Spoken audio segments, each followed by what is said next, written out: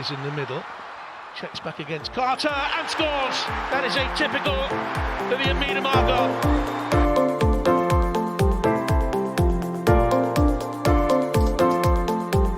Quickly gets it back again. Oh, what a goal! Well, that sums up her season.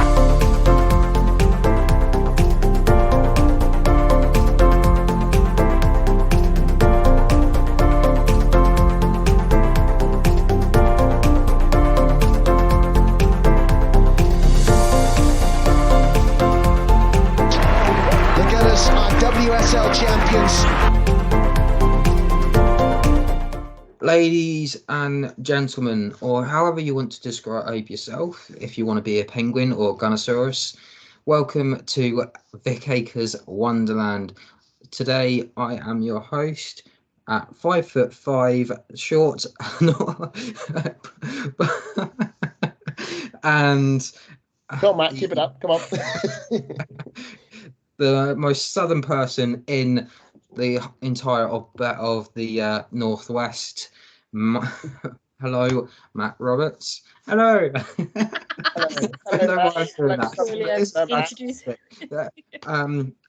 But I am joined today, as usual, by the Giant of Kent, and with his C3PO like information of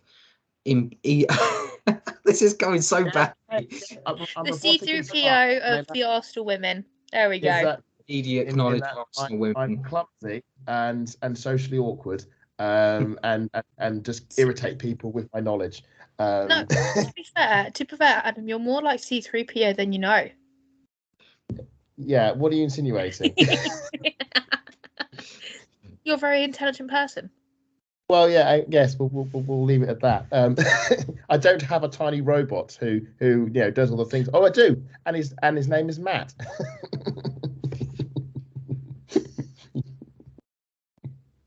Well, I do like to occasionally score a pocket rocket, but that's the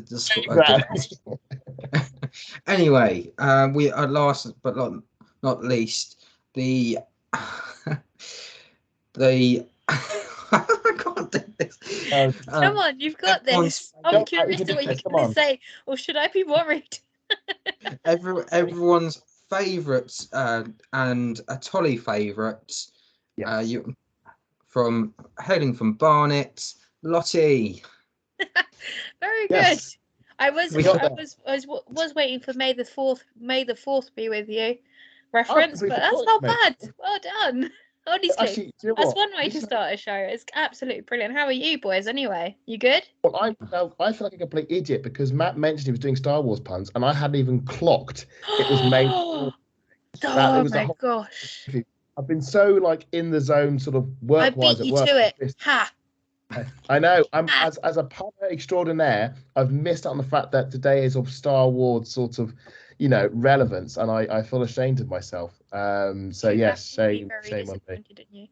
You know what? I missed March 10th, which is Mario Day. Ugh, even worse. Yeah. Yes, I should be exiled to the Outer Rim and become a slave on Tatooine and never be heard of again.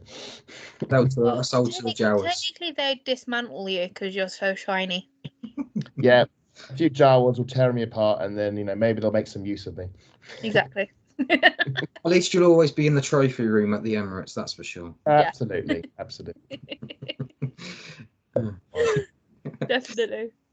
So I thought we'd start with some news. Obviously, we've got some good news and bad news. So, good news? What good news? You have to enlighten us on that one, Matt. The best news that we could possibly give you is at the moment international news. England have been placed in Group A, I believe it is. Group A1. They will play the Netherlands, Belgium, and Scotland. The dates of these games are the 20th to the 26th of September, the 25th to the 31st of October, and the 29th of November to the 5th of December. We finally got Lena Hurtig back, ladies and gentlemen. And yes, it was so nice to see her play a couple of minutes, wasn't it, on Monday? Yeah. On top of that, Leah and captain little, pulling the pints at the Tollington, and Yes. also saying as a bit of a thank you to the fans, they actually paid for drinks as well. So always a nice appreciative thing to do. But most importantly, 60,063 fans attended at the Emirates, making it the fourth highest attendance to date, and it also goes above the final at the Olympia Stadium in Germany, which was 51,000. Yep. So at it's highest club. I think they say it's highest club. I think attendance in the UK. Yes, until I think someone's going to try and go for a game at Wembley, aren't they? So I imagine the FA Cup is the one, isn't it? The FA Cup final. Yes. The thing is, that's not a Champions League game. So does it really count? Because it's the whole of Europe. You know what? That really nice. Domestically, probably. Next couple of years, Wembley at Champions League at Wembley final. That would be fantastic. As long as it was Arsenal there. Won't be For those that did, they were also watching DAZN's coverage. They actually included KSA's message of support for the women. So I don't know if that message was actually given out to the women in the changing rooms or if they saw it at all. But it was a really nice message, and I thought it was quite nice that DAZN included that. And we've also got just been announced over the last couple of hours, Everton have the away game against Everton at Walton Hall Park has officially sold out. Wow. We are the Arsenal. Let's have it. Were you able to get tickets to that one, Matt?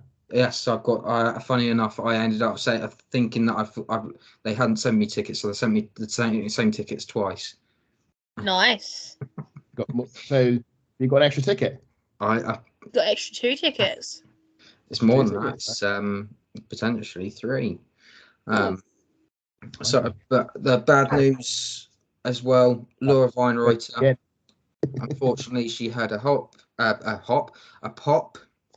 Yeah. And it was confirmed today that it was an ACL injury in that game against Wolfsburg. There was still no Caitlin Ford for the game against Leicester. We imagine now that she'll be back next week. Fingers crossed. Also wishing the best of luck to Fran Kirby on her recovery. She's had to now go for her knee injury. She's now had to have knee surgery for her knee, so she will now miss out on the World Cup. That is 3 out for the World Cup now from that starting 11 in July. Actually, there was a graphic. It was really interesting. I think they went through like the starting 11. I think it was like Beth ACL, Liv ACL, that's Bronze injured, Bright injured, and Rachel Daly now a striker. That was the comment. Yeah, but you've been doing the bits at Villa. I think it's just getting Hemp or Lauren James or whoever's on that side with like Chloe Kelly to just play the way she needs them to play. Sort of thing, work a bit more cohesively. Because like when a new striker comes in, it takes time. She doesn't have that ease that Alessi Russo's had from Ellen White. Emma, I can never remember which Emma it is because there's 2 in the BBC. There's Sanders and Saunders, and I forget which one it is. I think it's Sanders. Put an interesting tweet out talking about how, like at the Euros, Serena had her starting 11, which she kept, and then there were players that came off the bench. But now the players on the bench have become the starting 11, effectively. So Russo is now our starter, and Tooney's now our starter. So Kelly will be our starter. So it's going to be interesting to see who the benches are going to be at the World Cup. Who's going to be? Is it going to be Katie Robinson? Is it going to be Letitia? Is it going to be Zellum? Now that Kirby's injured. Nope. Well, the thing is, it's not so much like you shake your head, isn't it? Who do we pick? Who is there that can... thing is, it's almost guaranteed. As much as I say no, not going to happen, it's going to happen. Do you know what I mean? I mean, her stats have been great, although even though I dislike her stats have been great this season. Yeah, and I'll give it to her.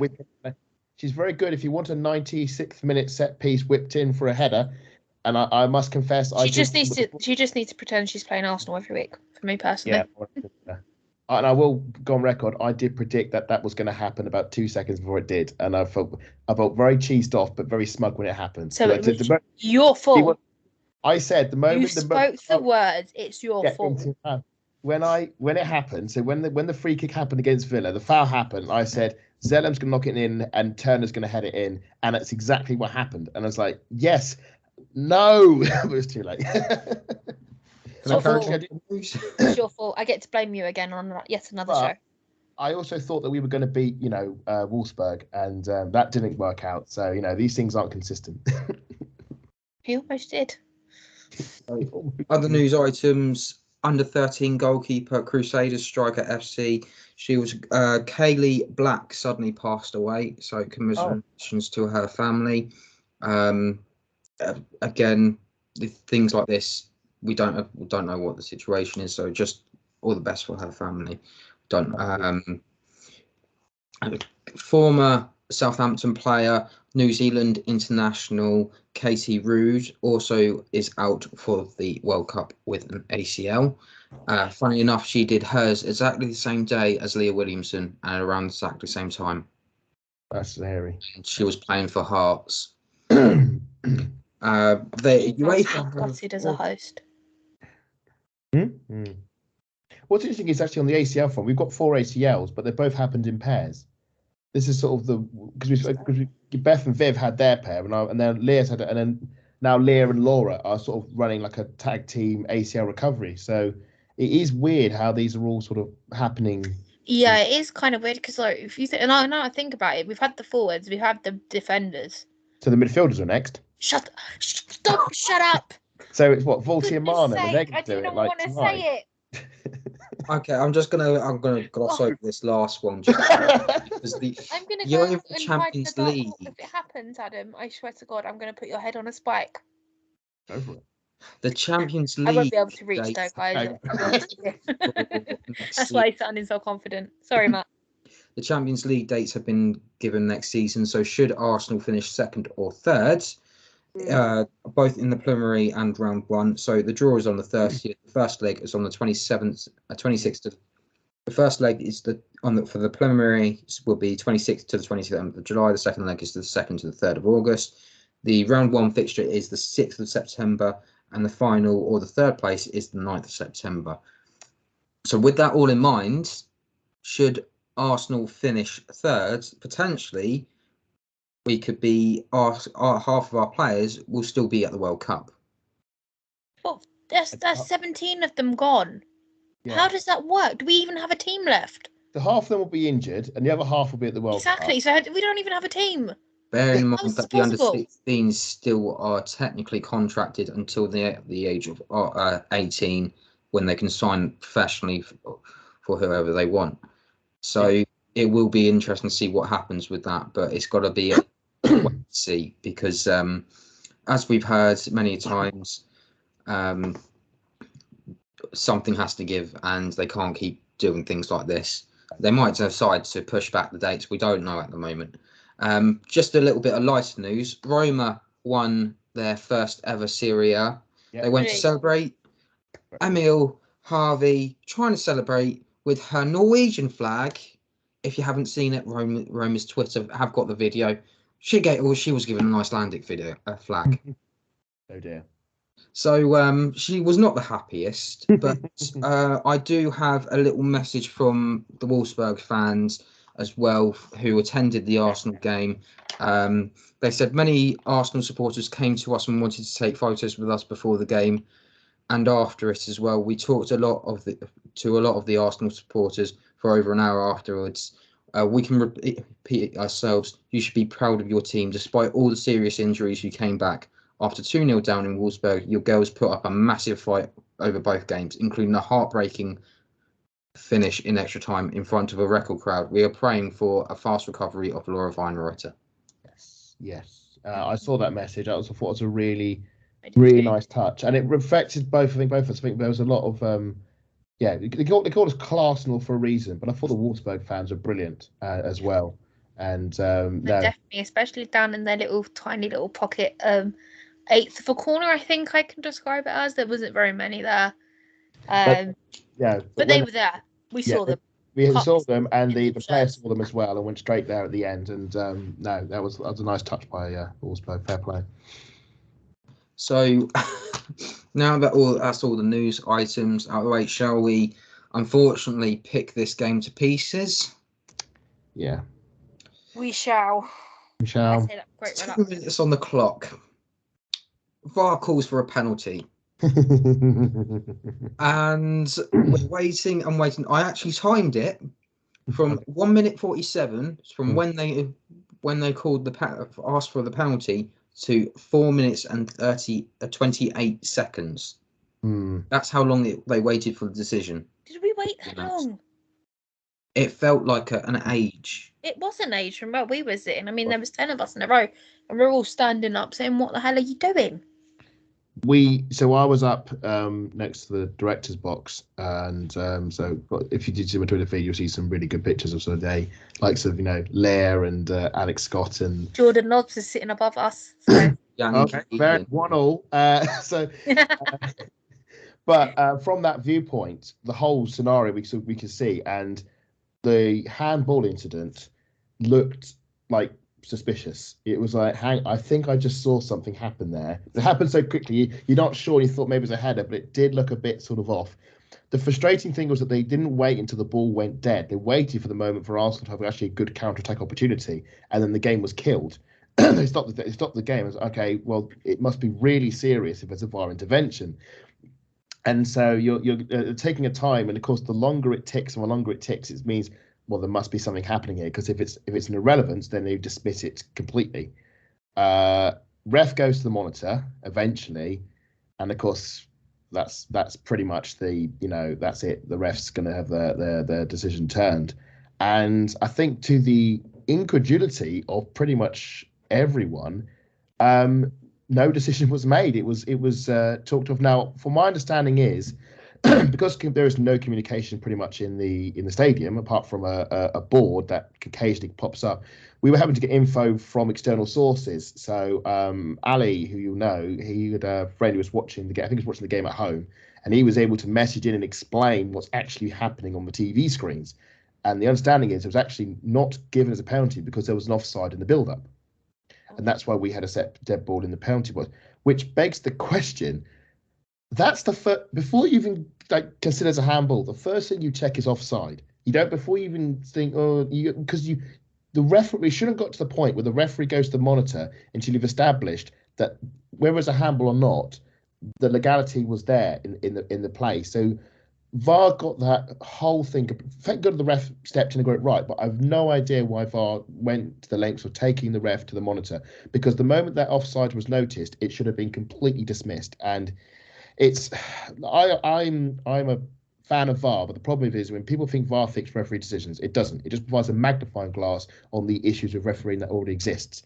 And a problem, as we all know, and as Matt, I'm sure, is leaping off his seat to with his knife to go again and attack referees, because he's not the biggest fan of the world of them. We know the quality of refereeing is not as good as it is in the men's game, and one of the great things is there's a lot of people who are new to the women's game who would have come to the game on Monday who are used to men's standard refereeing, and they're coming and they're like, is it always this bad? Yes, it is.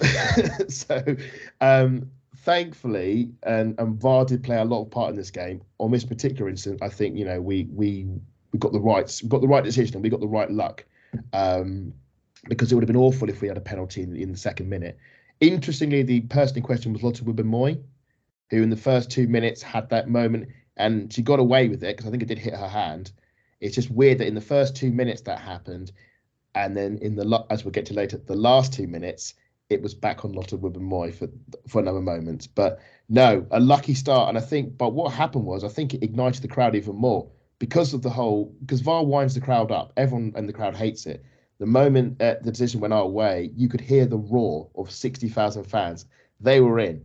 They were, from that moment, you could, and so fair play to them. That was a perfect sort of like the touch paper sort of moment. I don't know what it sounded to you like up there, but my half a row of seats, we were the only noisy ones. Really? I'm sorry, yes, we sang for 110 minutes between us. I was annoyed. My voice was going. Matt led the songs, and it all rotated. We sung for 110 minutes. And Lily gave it her all. Every single song you can think of, apart from the Ale Ale Ale one. We sung for 110 minutes. So I was not speaking for the next day. I was mute. I was sat above the singing section. They were quiet. They were going. They were singing the whole time. Do you know what? It might have been because I was in block 5. So I was. I did see them throwing their scarves. I couldn't hear them from where I was sitting. So I was above the tunnel. Yeah, no. Yeah. So and it might well be therefore that I'm obviously the sound maybe wasn't spreading from the singing section around, but certainly I could feel when there were moments of injustice or moments of celebration, I was feeling the entire 60,000. Yeah. And which I've never felt. You would do what you would do on the next level up from where we are. Yeah, because To be fair, got to be a bit fair on the singing group. They are smashing it. They are, and I'll get to later. But at the end, when they were on the pitch, they were amazing. They sang to every player they sang to, and top work by the singing section. I don't know if Kaylin heard us or not though, Lottie.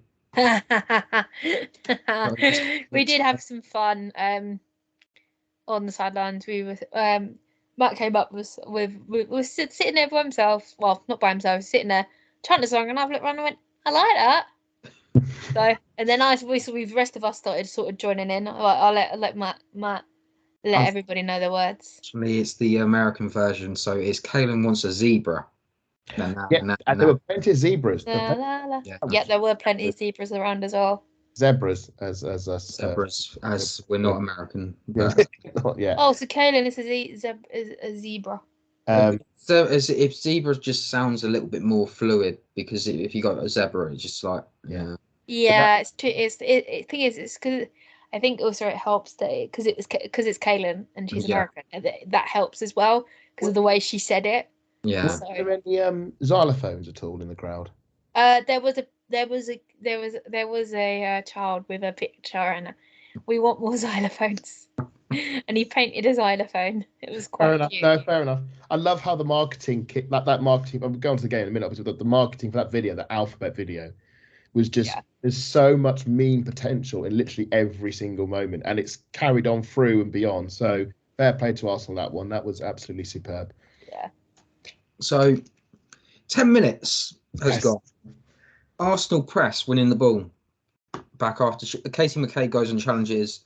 No, she passes the ball to Noelle Maratz, who then passes it to Victoria Pelova, who plays it straight into Leah Volti with a through ball to Stina, who then pickpockets Hendrik to score in an open goal, as both Frums and Hendrik were almost like a Chuckle Brothers act from Germany. To me, to you, oh no, it's too late, it's gone past, and Stina's just scored an empty goal. But congratulations to Stina's Black Stinius on another good goal. Good goal. I believe that makes her. I believe she's over that 15 mark now for the season. Pretty good. Yeah, that big game player. Tell me she never turns up in a big game.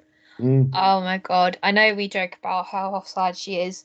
And I know Kerr's always offside a bit more than she is, but I've just enjoyed her ever since that final at Crystal Palace and we beat Chelsea. I've just enjoyed her every single moment. It's amazing how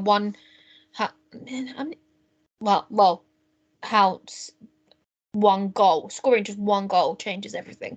Yeah. Confidence is through the roof. I want her to continue to the end of the season. I want her to take that into the World Cup. Thing is, she knows she needs to be scoring as well to go to Australia and New Zealand. Yeah, 100%.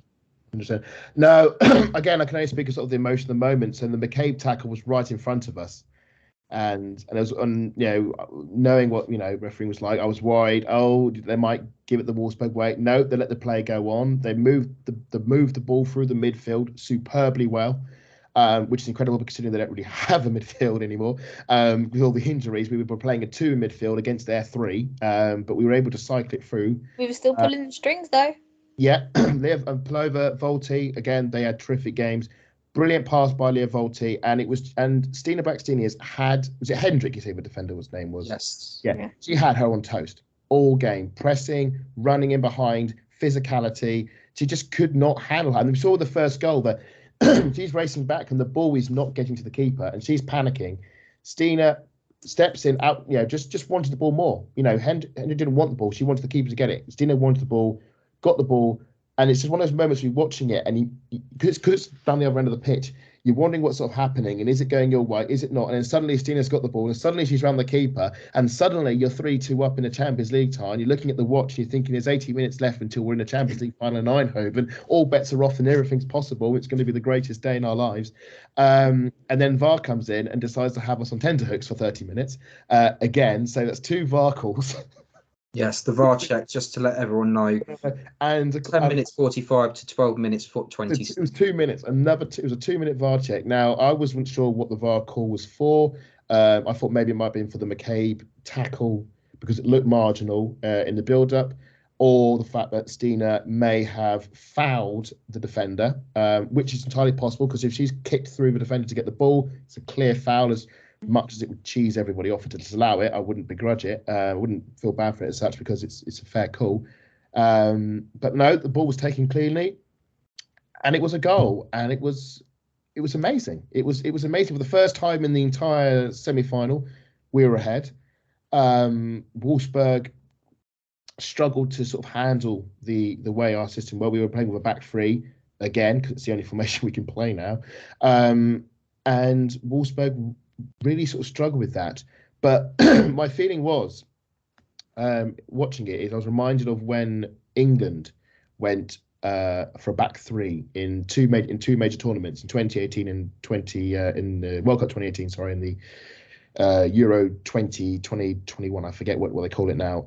And in both those instances, in the big games, when they eventually did sadly lose, they went for the back three and they took an early goal. They got an early free kick with Trippier and they got an early goal with Shaw in the final. So the Trippier goal was against Croatia in the semi-final. Now, both those games, England started really well, really intense, and for the first 20 minutes had moments to extend the lead further. And we all remember the miss that Kane had against Croatia when he should have scored it to Sterling. My feeling is having got that early goal, having got for the first time being in control of the tie, we had to double down. We had to get the second goal. We had to push ahead of Wolfsburg because Wolfsburg are experienced. They are canny. They know how to play this level. They've been in these situations before. They'll come back, just as we came back in their turf. In fact, what happened in their turf was like the first time. We talked about last time, like over 100 games or something. It hadn't happened that Wolfsburg had let some of that slip. They're not going to do that twice. So we had to strike when the iron's hot. We had to double down. I think we had a few chances. I think McCabe and Palova, there were a few moments when the ball was passed through. They couldn't outstrip the defence.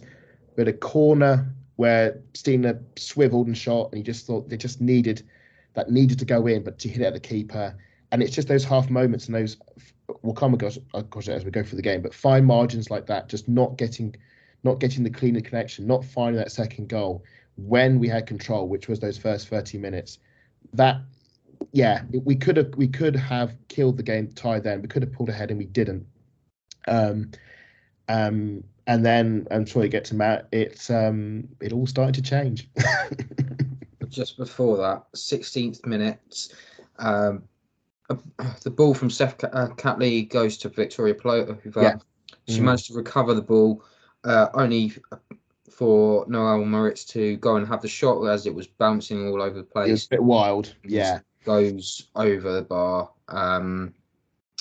Just people's thoughts on that at the moment. It was a defender's strike, wasn't it? It was not the strike of a seasoned striker like a Stina, shall we say. It was the strike of a defender who I don't think has scored a goal for us this season. Hasn't scored a goal this season. Hasn't scored a goal and Yet. Yeah.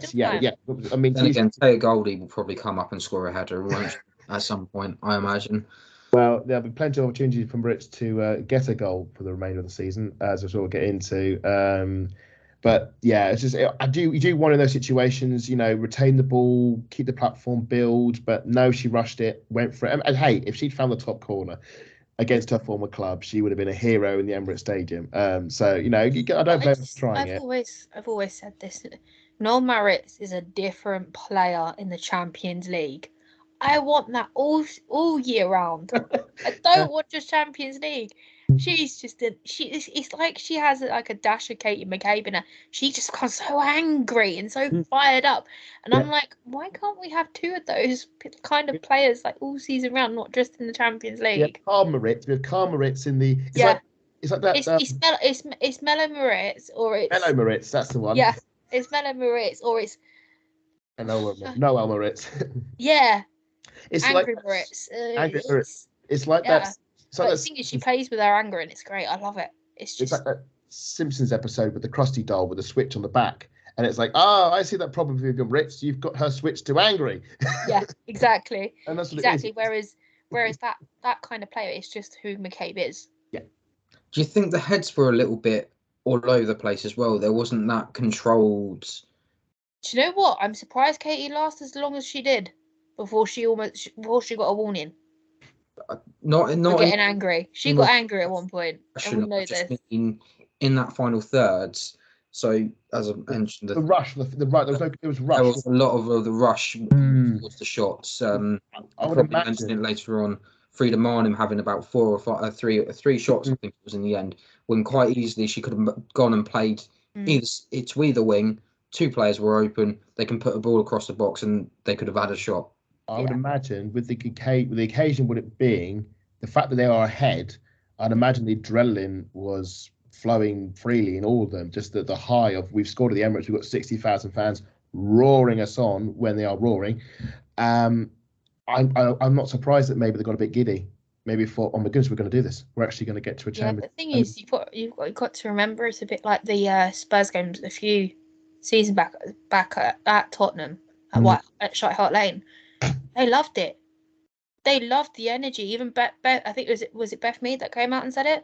I know I've referenced this. Oh, they absolutely love it, and they were feeding on that energy. And it's for me, it's a question of was it too much for them to process and channel with 60,000? Yeah. The thing is, I found my photographs from last year's.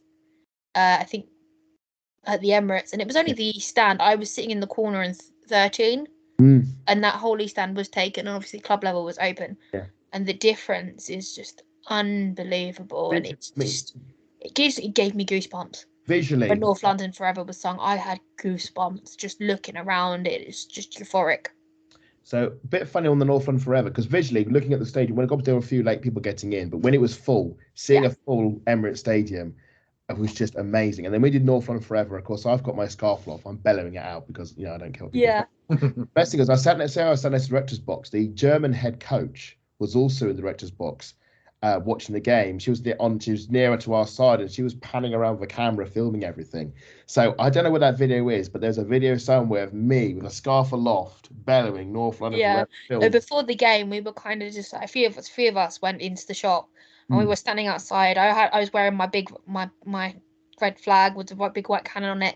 Yeah. My friend Miles had my pink one on, and we had the Arsenal cameras panning around us, and none of the footage was used at all. And it was a bit odd because we were all sitting there talking. Yeah. And there's this little camera and the cameraman going around us. I'm like, what are you doing? Well, it might be on the behind the scenes edit if they've released that. Maybe so. We'll see. But because we were sort of standing there singing and stuff, like Matt went off and come back. And then we got approached by a Champions League representative saying, "Oh, if you go through, can we use photos of you? We just need to know where you're sitting." I was like, "Okay." If you go through. Yeah. And I said it's only if, right? Because I turned around and said, I'm a very reactionary fan. Matt can confirm I was in and out of my seat. I was banging my head off the seat. I was screaming my head off. I was swearing. I had a foul mouth. Profanities were used, and yeah, I am a different person when I'm on that pitch. Adam, you full well know this. You've been with me at Meadow Park, but when it comes to a semi-final, I'm 10 times worse. Yeah. And it's mostly me letting off steam from stress and everything else because football is my escape. Yeah. But it's my way of supporting the team. I will back my team 100%, whether it's the academy, the men or the women. I'm exactly the same, and I won't change. I'd rather you be loud and shouty than be quiet. Yeah. Oh, don't get me started on the people in front of me. Let's not go there. Okay. Well, let's move on. I had a couple people not in the front of me, but their friends were in front of them. Yeah. They kept turning around and looking at us every time we started singing, so I sung louder. Well, They didn't tell me to shut up, and I said to Matt, I dare them to tell me to shut up. I dare them. And he just sitting there, as he is now on screen, just laughing to himself because he knew I was up for a fight, especially with all these so-called VAR decisions. yes. I kind of get like it's your first game at the Emirates and you're not gonna know the songs and things like that. Oh yeah. But if But you're when not, you've got something as basic as Jonas, Ida First, Red and White Army, you just listen to it. It's so easy to pick up. I had kids singing it. They were just over to our right-hand side. that was They brilliant. picked it up very quickly. Whether they've been to Meadow Park or not, I don't know, but they were singing with us. And their parents told them to be quiet, but they ignored their parents and they kept singing with us, which was great. It was only 2, but it's better than nothing. The 2 elderly couples came up to us and told us to carry on singing as well. Yeah. So it was a very interesting. You know what? I love things like that because normally with me, I just get filthy looks and I don't like it. And I sit there and think, I don't care. This is how I support my team. If you want to, as I said before, I got told to shut up at the corner final, and I thought, nah, I'm not gonna have none of this. No. So it was just nice not to be told to shut up, and it was nice just to get that appreciation sort of thing. Because I saw her looking down, and I thought, oh, am I being too noisy? And then obviously Matt said, I went, oh, that's really cool. Yeah, it was a bit of an odd one as well because the other Matt was sitting next to me, and yeah, we had Matt 1 and Matt 2. There was another Matt, is there? So, yeah. Yeah, I had one of my other friends with me. If he's listening, massive shout out to him as well. He put up with our singing, and he was crumbly sitting there. He was happy that Jordan Nobbs was there though. Massive Jordan Nobbs fan. It was quite interesting actually because he was actually making some good points as well about the way the team would play, and like he was hoping that they would play a little bit higher and quick. And so a couple of times Manu Zinsberger was not releasing the ball quickly enough to manage Lotte Wubimoy, for example. But it was interesting to hear his thoughts, that's for sure, especially for someone who's that was his first women's game ever. Yeah. I tried to drag him down to Meadow Park before Jordan left so he could watch Jordan. But it just, with work and everything, it just didn't happen. And I was a little bit gutted. I said, it's all right, we're going Villa Park next season. He went, what? I went, yeah, going Villa Park. Gonna go and meet other Matt. The Matts and Lottie on tour. And I'm sure Adam will go to the Villa away at some point as well. Well, thank you for booking me in already. We've already reserved it, and you're sitting with us this time as well. You're not allowed to sneak off anywhere else. I still haven't forgiven you for that. You know that. For what? I had 2 spare tickets. You, Ali, and Jamie should have come downstairs. Oh, so we wasn't just Ali bought a friend as well. You see, he bought a first timer. Okay. Yeah, that's cool. He was, for a while, he's a big Arsenal fan, and he said he wanted to come to a women's game. So, and Jamie brought her mother along as well. I didn't know that because when obviously when I saw you scared the bejesus out of me, so I screamed my head off. And then Matt tried to do it to me, but I saw his reflection in my glasses. So I saw your reflections in Lucy's glasses. Yeah. So it wasn't as scary, but you literally scared the bejesus out of me that day. We were just about to head. I think it was to the Tolly. And Steph Catley, and she went to turn around. We were just going to head to Tolly and see what's going on there. And I just happened to look around and thought, I recognise that flag. And I recognise some people there, and they haven't seen me yet, so I'm going to play Grandmother's Footsteps. You can't really do that. You're too tall for it, to be fair. But because there was so much going on, and we were just in our own world enjoying ourselves, you did get away with it. Did go away with it. Because normally me and Matt can spot you coming a mile off. You're so bloody tall. When I saw you running, Adam, I was like, oh, there he is. I wish you said something. I wouldn't have screamed my head off. By the time I saw him, it would have been literally too late. It was had to take. I can only apologise. It was my immature side coming through. But we'd had a really good day. We'd been walking around the stadium, and except for a lot of them, it was their first time at Emirates Stadium, not just at the game. So we'd hope to get some more in. But it was like I said, I think we all can agree it was an amazing day. No, definitely. I mean, like. It's one of the best semi-finals I've been to. I'm so proud of them, especially with the way everything's gone. And it's just, I can't be bitter about it. Do you know what I mean? I can't even be angry at Lotta. I just can't do it. Physically can't do it. She was like, apart from the first 2 minutes and the last 2 minutes, she was sublime. I enjoyed watching her so much. There's one player I can be bitter about though, and that's Jill Ward, because as an ex, she hasn't scored all season, and she does it then.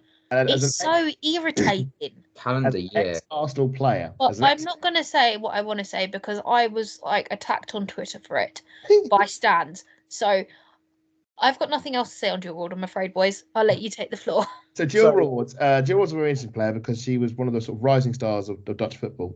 We signed her just after the 2019 World Cup and just after we won the title, and she was given a number 14 shirt.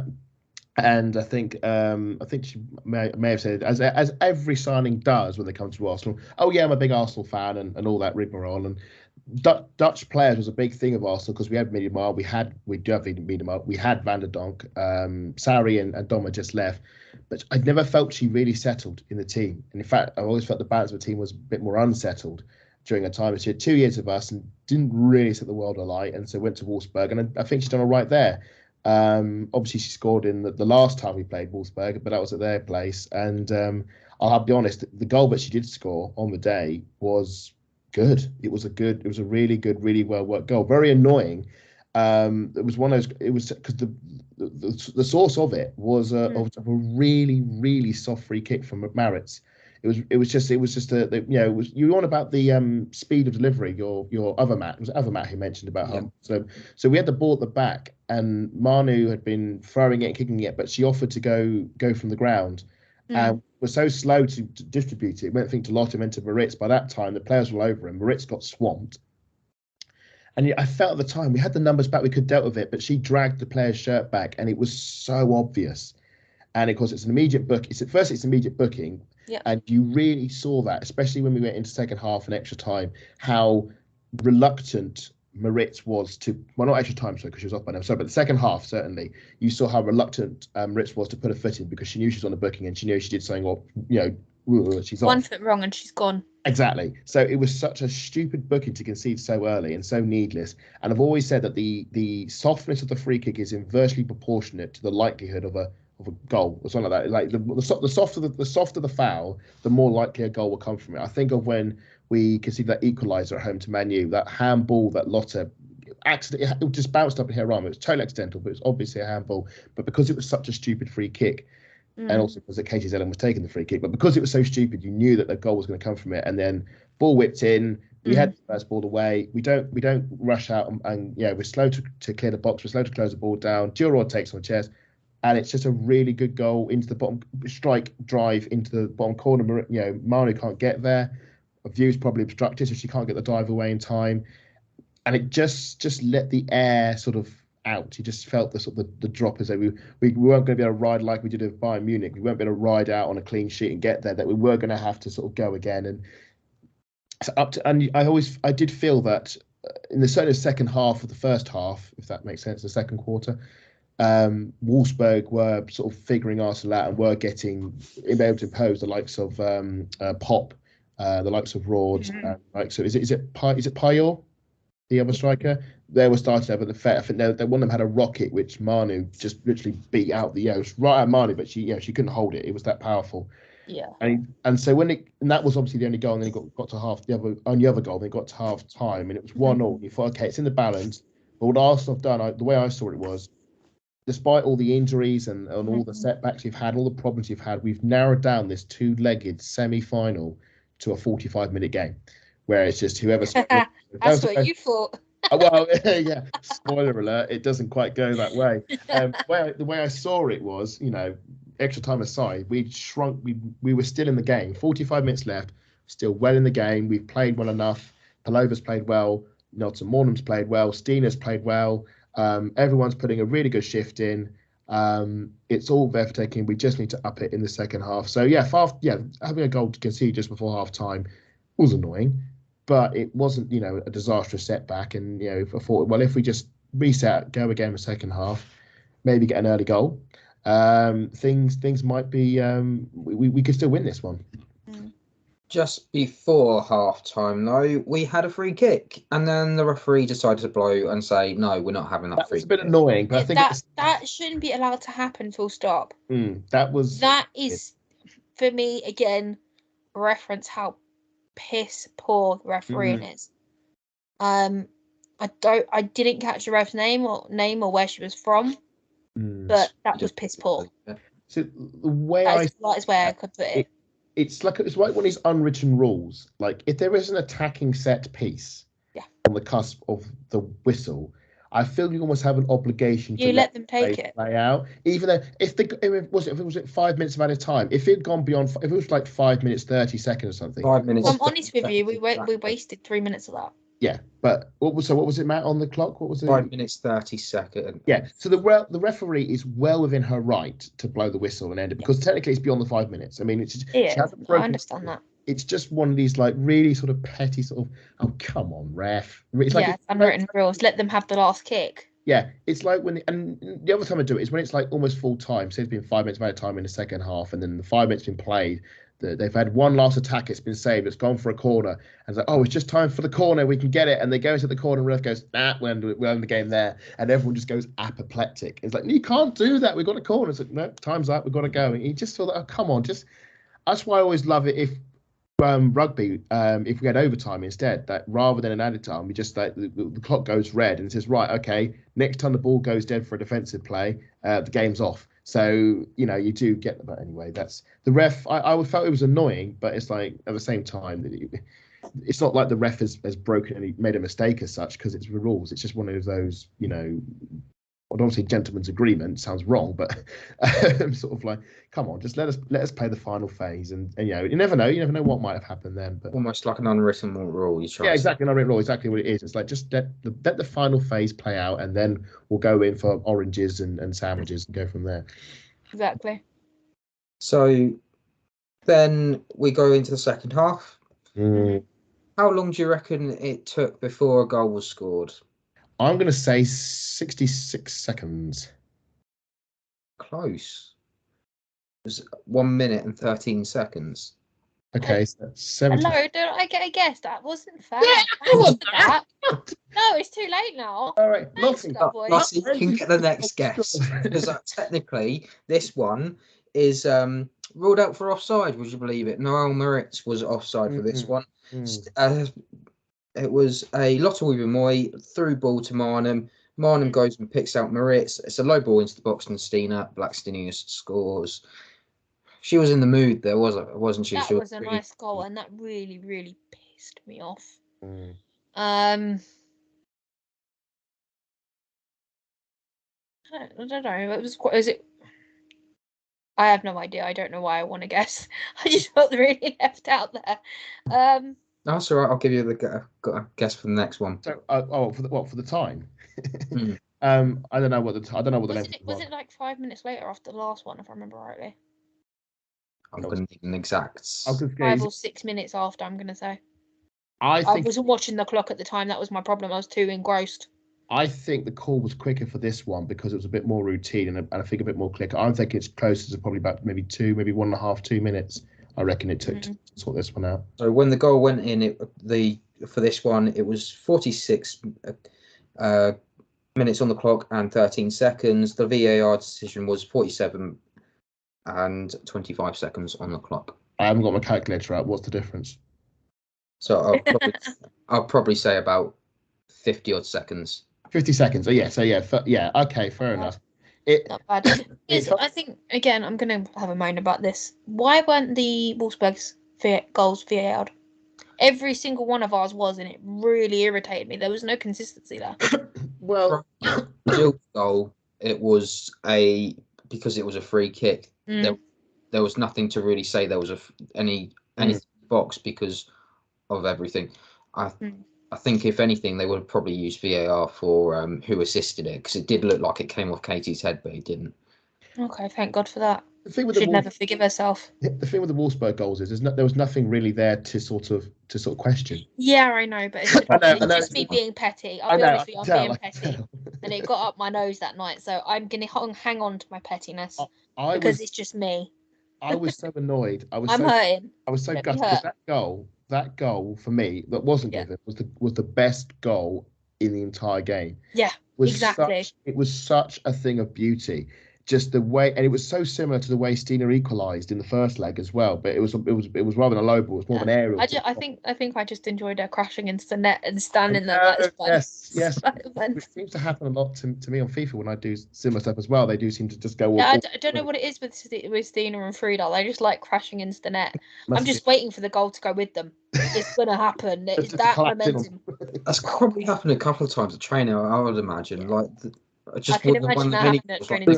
They've actually gone in and just like kicked the mini goal, and the mini goal's gone like flying 5 feet in the other direction. But the big problem with that goal is the offside. I mean, we're watching it before it happened. I think I was sat with Ali, and he was sat a bit closer to where it happened. Yeah. And he was saying to me, and he said immediately, "I think this is offside." You know, and I don't think we're talking about. That's a perk with like being on club level. Yeah. When you're on the ground from where me and Matt were sitting, I don't see that. I just see it going in. But what I mean is that this wasn't like one of these like half an inches. I think this was there was daylight, as they say. It wasn't. And what's frustrating is could Maritz have held her run? Could we have got the ball quicker to Maritz? It was such a pointless offside. It's just it's not like the defense maybe stepped down, maybe caught out. So if we just got our timing of our runs better, because everything else was beautiful, the cross, the execution, the power, the raw, something, a few minutes in and bam, we're back in the lead again. Stina's got 2 goals at the Emirates Stadium, place is rocking, and I just felt after getting 2 VAR reviews go our way, and I say I don't want to treat it like luck, because it's not luck. There are people making decisions here, but it does feel like sometimes VAR is this mysterious entity, and and it's luck whether you get it your way or not. But this one, I thought, after getting 2 VAR calls our way, I thought, this one's not going to go away. And with offside, there's no subjection.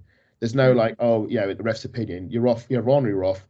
Maritz was off. It was her mistake, sadly. She didn't time to run right, and we were robbed of a goal that could have catapulted us to Eindhoven, and it would have been a majestic way to do it. But it was to be, sadly. And that's the second time actually in succession.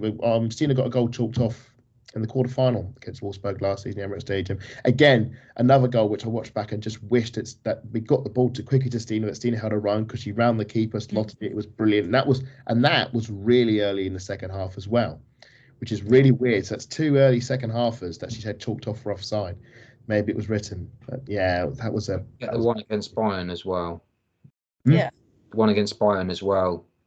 In the that was hacked off the line, wasn't a goal? That was no. Stina had a goal. I'm pretty sure one of them was a goal, and it wasn't given in one of the games against Bayern. Oh, in the quarterfinal. Yeah. I don't recall. Anyway. Don't ask me. I've been up since 5 a.m. My brain is frazzled. Listeners, if you're not sure, go to DAZN and watch the both semi-finals back, and let us know in the comments. Yeah. No, definitely.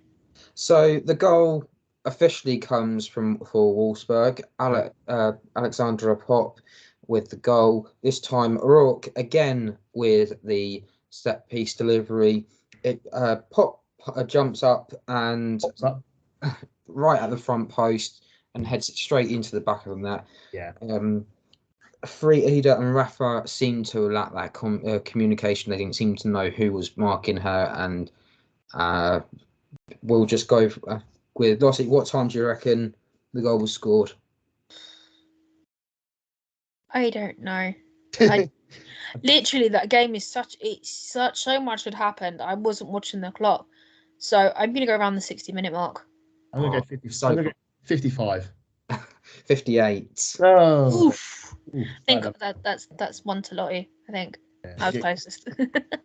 So, and then almost 10 minutes later, Huth nearly goes up the other end. I was going to say something on that goal. Sorry, on that goal. Lottie's going to murder me again.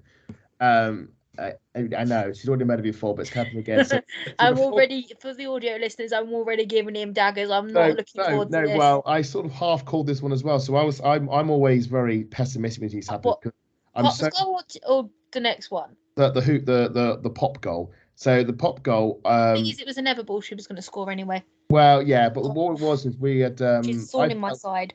After we had a goal disallowed, I think that took the wind out of Arsenal's sails. I think it definitely swung the momentum the other way, and Wolfsburg came onto us, and they had. But they also, I also enjoyed the fans backing them. As soon as that goal went in, we were like, especially in my block and block 5, we were up on our feet singing for them. But so what happened was Wolfsburg had a corner, and because I'm the pessimist, I just saw the way the wind was sort of going in the game, and I thought, oh, Wolfsburg are going to score from this corner. This is what's going to happen, and they didn't. They didn't score from it. We cleared it, and then we conceded another corner. And then they score from it, and I thought, it's one corner out.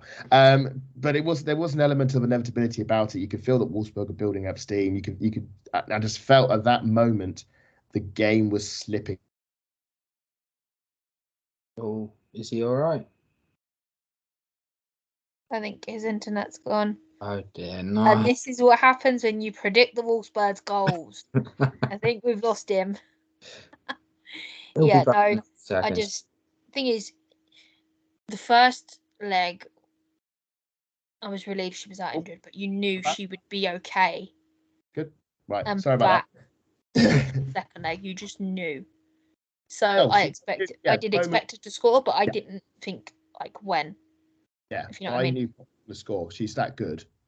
I've just said that while you were frozen on screen. Sorry. No worries, it's absolutely fine. But you continue what you were saying. We just completely lost you, and you froze with your mouth open like. I knew that. I felt that I predicted a corner earlier that they would score. I just felt the momentum of the game was with Wolfsburg then, and I don't want to say I was writing Arsenal off, but I could just feel the game slipping away from Arsenal. I could just feel that Wolfsburg were winding up and getting into it. They're experienced. That the likes of Dom, the likes of Janssen, the likes of Bob. All them. They know how to win at this level. They know how to win these games, and we're inexperienced. Yeah, we haven't been in a semi-final for 10 years, and we're down to our bare bones. And I was thinking, like inexperienced injury FC. Yeah. That is the easiest way to describe us at the moment. I was thinking, too, you know what? It's been a good run. If it finishes 2-1 to Wolfsburg, I'll applaud them off the pitch and think, fair play. We gave it our best shot, and that's it. But they, as I'm sort of getting, Arsenal gave us the worst possible thing. They gave us hope. And I will never forgive them for that. You mean you'll never forgive Jen Beattie? I mean, Jen, well, we'll get to that. Do you know what? I think I enjoyed what she did after more than I enjoyed the goal. 100%. So, Matt, were you going to go and just give us the play-by-play? Because there was a few more. There was a few more things before, but I will ask you for your moment of the match because I've got you myself. But Huth hits 68 minutes and 51 seconds. Huth goes and open goal, and she goes and hits the ball wide. Yes. That was the moment. I said to Ali when that missed, and I thought that was the final. Right there. If she goals that, it's 3-1 and the game is dead. And I thought, and that was the moment I thought, hang on, there might be something in us for this. If they're missing a chance like that, there's something there. The game they weren't perfect. There is mistakes in them, and that's where we did play our advantage. And we as Arsenal fans, we loved every moment of it. Honestly.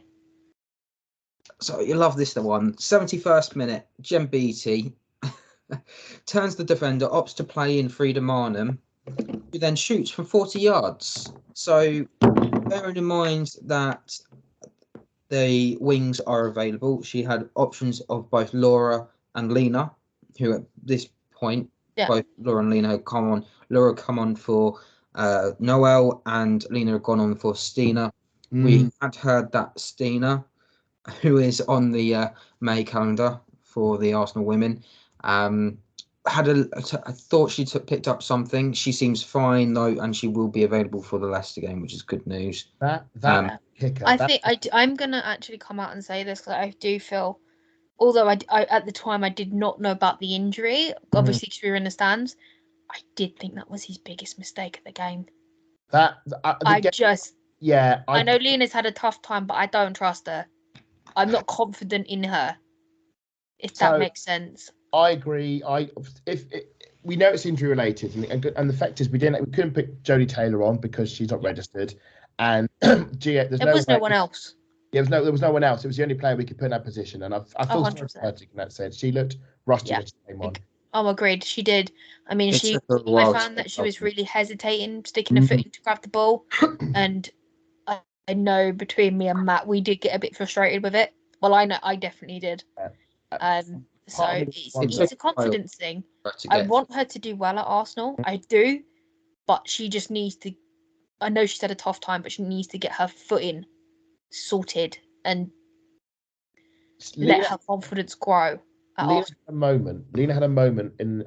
I'm jumping ahead a bit here, but I want to get this in now because I'll forget. Lena Hurtig had a moment in extra time when she could have been the hero, and fair play, it was a great save by the keeper. But I can't help but think that if Stina Blackstenius had been in that position rather than Lena, if her quad had gone, she could have scored that.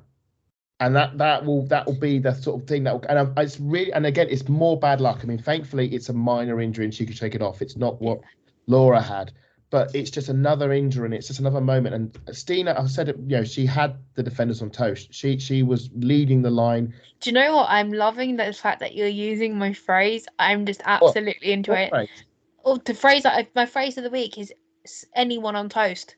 Oh, right. That's my phrase of the week. Sorry. I'm enjoying this. Keep going. I was saying, because I was saying I've even got John Sinclair on there, John Sinclair TV, saying it. It's great. She was roasting them. The defender didn't know she was coming or going, and it was her presence in the box that just created a nightmare for them. And she could have got 2 goals. She got the 1 goal, and I just felt if she could have continued to hold the line for the 90 and then eventual 120. It's all ifs, buts, and maybes now, but definitely. Attacking wise, we were worse off when Hurtig was. I'm sorry, this is nothing personal against Hurtig. The fact that she's come back from an injury, and the fact that she hasn't fully settled, she's a downgrade on Stina in a forward position, considering that she's actually a wide forward. So we were a bit scratching our heads and looking at formations and trying to work out where the pieces were. I did agree with Moritz coming off. I feel that being but too influence had gone. She was defending with an arm behind her back. So quite rightly, Veen Reuter came on, and I thought until the incident happened, she was absolutely fine. And so we're just working out with the positions of the players and thinking, okay, so that's fine.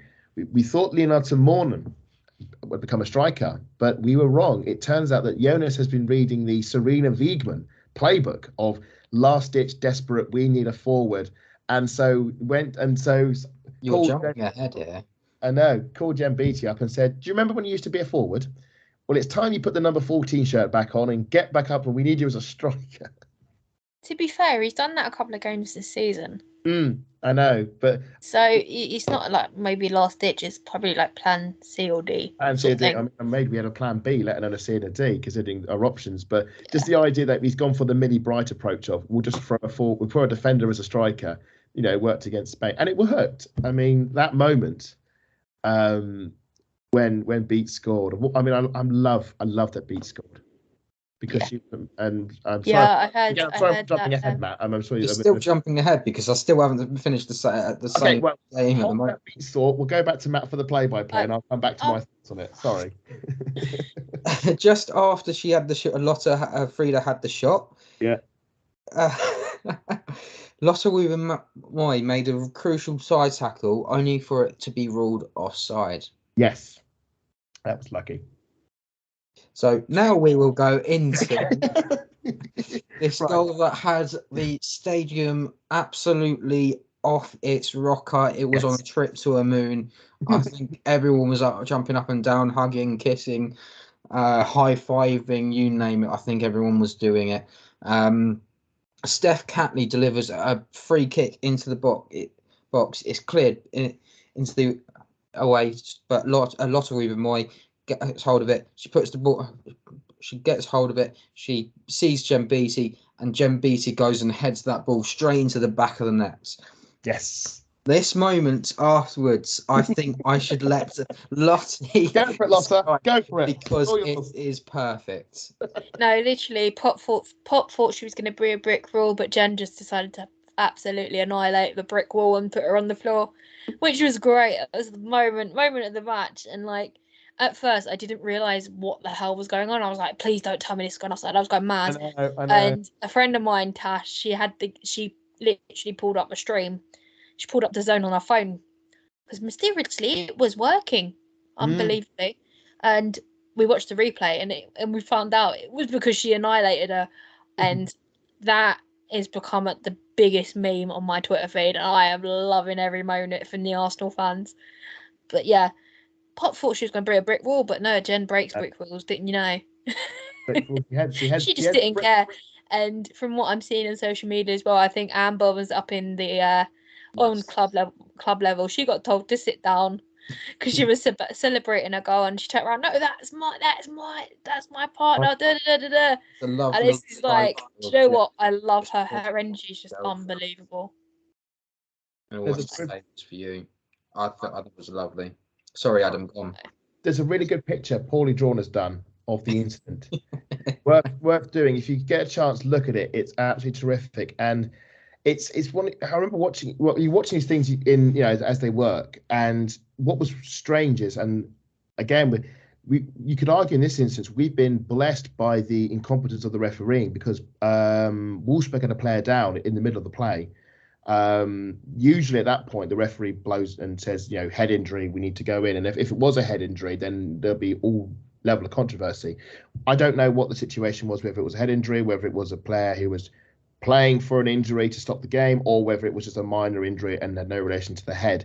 But it's just weird that there's a player down in the box and the referee let play continue, which I was relieved by.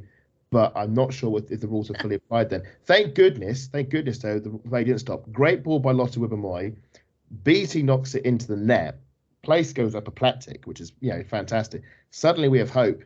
And it felt like that was the only way we were going to get a goal, because it didn't feel, with open play, the struggles we were having, set pieces. I mean, they worked a treat in the first leg with Catley's goal. Chuffed to bits that Beats got the goal. She obviously played in the last semi-final we had against Wolfsburg, and she's very much now at the twilight end of her career. And it just felt that it was such a moment for her, because Beats was amazing in the first leg, holding that back three together, sort of like as a I thought of her sort of like the Mertesacker general in the 2017 final, the way she was keeping a young defender and another perfectly good defender as well, sort of get Marsh in their back line, heading everything clear. And it felt like, oh, we're back in this. There's 50 minutes to go. Then there's not just one, though, two VAR calls. And one of the most bizarre moments ever is watching the VAR thing come up and we go, oh, here we go again. And I'm seeing the player on the ground and I'm thinking, it's just going to be like an Alan Shearer elbow to the face sort of thing. There's been a stray elbow and that's why the player's down. And, oh, please don't take this from us because this is the greatest moment ever. And if we get this goal chalked off, it's all over. And then you see on the wall, check over and, oh, thank goodness, the goal's been given. And then the game hasn't restarted and the ref still got her finger to the ear and there's all this confusion. And then the check's over. The VAR said it's okay. Just kick the game off. Just kick. No. Oh, they're checking it again, are they? Oh, Pete's all right. And then now they're saying check it. And I don't know. It took so long to check it. I know. Well, Matt's got the clocks as it's on the clock. So I'm going to say this took 5 minutes to clear. Ooh. So when the goal went in, it was 74 minutes and okay. What do you reckon? 55 seconds. 3.5 minutes. 3.5 minutes. I'll go for 5 minutes. 77 minutes and 23 seconds before the VAR call was officially ended. So what was that? Sorry, what was the first number? 74 minutes and 55. So it's 3 minutes. 3 minutes it took. But it does make you wonder though, why is it taking 3 minutes to? What are they looking for? I mean, I can only assume it's they thought that Jen had fouled Pop. Well, that was after That's the goal. they were looking for. I think Adam's right though. If there seemed to be some sort of clash in the box. Yes. If I'm honest, I think she fell awkwardly on her front, which is a bit of an odd one anyway. Bear in mind you're playing in grass. Yeah. But she was literally lying on the floor, face on the grass. So for me, you play that on, let it go, and then go from there. But I don't know whether it was because they were checking for a possible red because of what Jen did. Well, but then alternatively, just as well, because Katie, I don't know if we've seen, Katie nearly went for Pop as well before Jen bodied her, or I like to call I've written it down as tub thumping. Yeah, she knocked it down, but she wasn't getting back again. Well, she had Beattie had Pop on toast there, didn't she? That was the main sort of. Yes, yeah, for breakfast. But no, I thought it was probably. I didn't think there'd be an issue with the BT pop because the ball was already in the net. The game was dead, so there wasn't like. I don't think they couldn't just allow the goal because it already happened. So the only thing I thought was the play in the box. The fact it took 3 minutes to decide it. I mean, all it did mean is I was fine with these VAR calls is when they go the way of the home team, and that's in the situation it did. It's almost like a score ×2 multiplier on the goal because you get the cheer of the goal and you also get the cheer that they haven't taken it away from you as well. So you do get, and plus the fact that it was an equalising goal and suddenly this tie, which quite frankly I was in the process of just signing the eulogies for, was suddenly back in play and all. Well, we clawed it back again. We've clawed it back and we got it to 2-2 just in the first leg. Suddenly all bets are off. Thinking at this point, I got to be honest with you, my heart was pounding through my chest. 100%. It got to the point where I went, okay, I got to calm down a bit. My blood pressure's through the roof. My heart is I can feel it hitting the top of my chest. So everyone calm down. I just couldn't. Couldn't do it. It was yeah. I thought, this is the thing, I always thought, before going to this game, I thought we were going to win it. I mean, I think I may have seen the predictions. I thought it'd be a 2-0 Arsenal win. When I heard Caitlin Ford had been ruled out for an injury, I'd sort of flipped to 50-50. But when that BT goal went in, I thought we were going to do it. And I just had this thought of, this is going to be one of these amazing Emirates moments. It's going to be our moment. And then I have no delusions that we'll beat Barcelona because Barcelona are an incredible team. I thought if we go to Eindhoven, we're going to get played off the park. But the fact that we would even got to the final would have been amazing. So I sort of, exactly. For me, we would have all been happy with it. But right now, I hope Barcelona cook them and scramble them up on toast. I'm not even joking. I want an Alexia Putellas hat trick. Yes. I'll come to that later. Actually, that final. But that for me, the game the Emirates, for me, that was our Champions League final. The Emirates game, that was our final. Yeah. The next one on the list is unfortunately the injury to Laura at 77 minutes. So less than 20. So Matt, how quick was that after the goal? 26 seconds after the kick, after the game had restarted. So 26 seconds. So Wolfsburg kick off. Yeah. 26 Ball's gone down the other end of the pitch. Laura's gone to chase it. Laura's heard a pop, and she goes down. Obviously it's confirmed today that she now has an ACL. Yes. So we now have 4 members of the ACL club that joins us. If anyone is wondering who else is in that 4 ACL member squad, Leon have also had 4 members of their squads all out with ACLs as well in the past. So we're not alone in this. I hope Lottie is okay. I saw when the moment it happened. And seeing Wienreuther's arm in the air, I said, ACL. Just knew. You just know it. You just know from the reaction. And I know it's like an immediate, like the most, I don't say negative viewpoint, but you almost jump to conclusions. But having seen it happen 3 times already this season, 2 of them at the Emirates when I've been at the game, and now this 3rd one, when I was also at the game, annoyingly, you just know it's an ACL, and you just your head's in your hands. You're thinking, just like, how on earth is this happening? How on earth is it that we are? It's not like hamstring injuries, which happened anyway. These are freak injuries.